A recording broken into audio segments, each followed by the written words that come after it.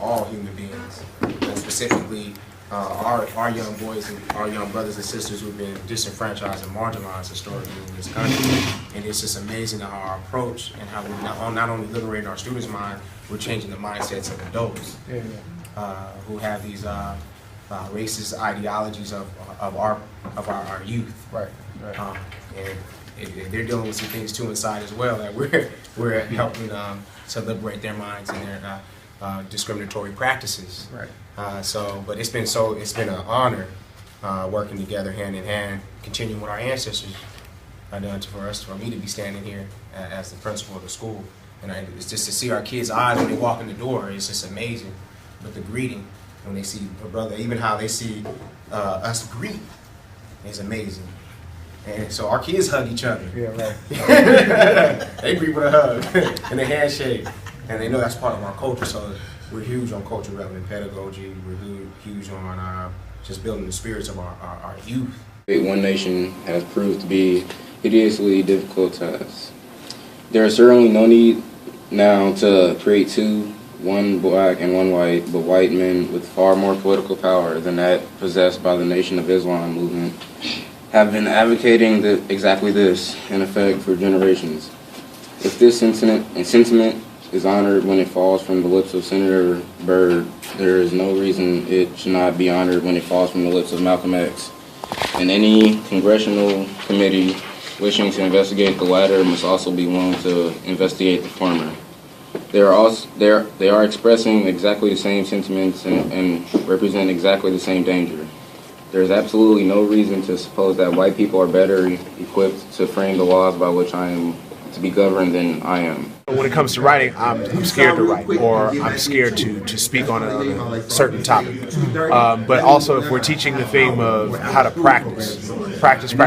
Right now, what my students are doing, they're writing a reflection letter based off of James Baldwin, The Fire Next Time.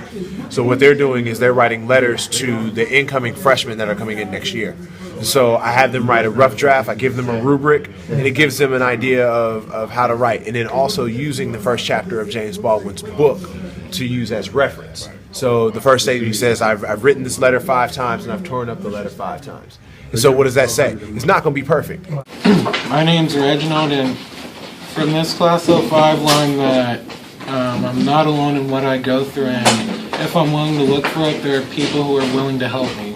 I believe this quote means that the once fierce and ferocious lion has lost his life due to being asleep. I made an analogy to that and me being like a young black man. So if I spend most of my days sleeping, I'm only shortening my time of being awake.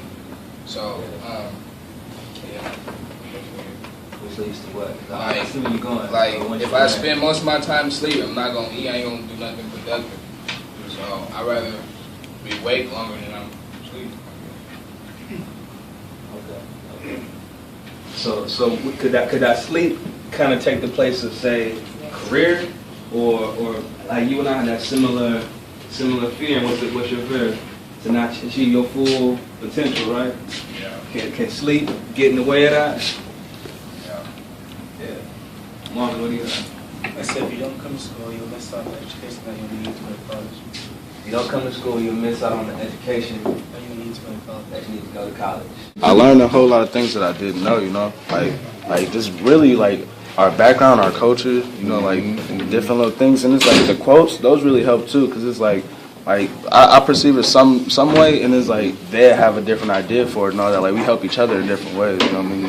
Like it's pretty cool though. But I really look forward to this class though, like every day, really. And Brother Sean, like he's cool. He always like willing to work with you. Like you don't understand something, like he just come pull you to the side or whatever. Like he's really understanding too, My name is Julius, and I've learned to really prioritize things better in the classroom and at home. And I think it's like short visual, audio visual, and then you can go long on the writing because like I have 5 questions today. So out of those 5 questions, we had our dialogue for the whole class. So it pretty much became the whole thing. So I think just setting up more systems by which people can see something, and then they got to tell you what they think about that, which is again student-centered anyway. So from this class, where do you see, how can this propel you? Where do you see yourself in the future next 5 years? Well, I was really trying to go for a trade, you know, like really try to get out there. But I feel like this really just helped me open my eyes and like, you know, like quit being lazy and really go get it. You know what I mean? Like really just, it really like gives you a different perspective.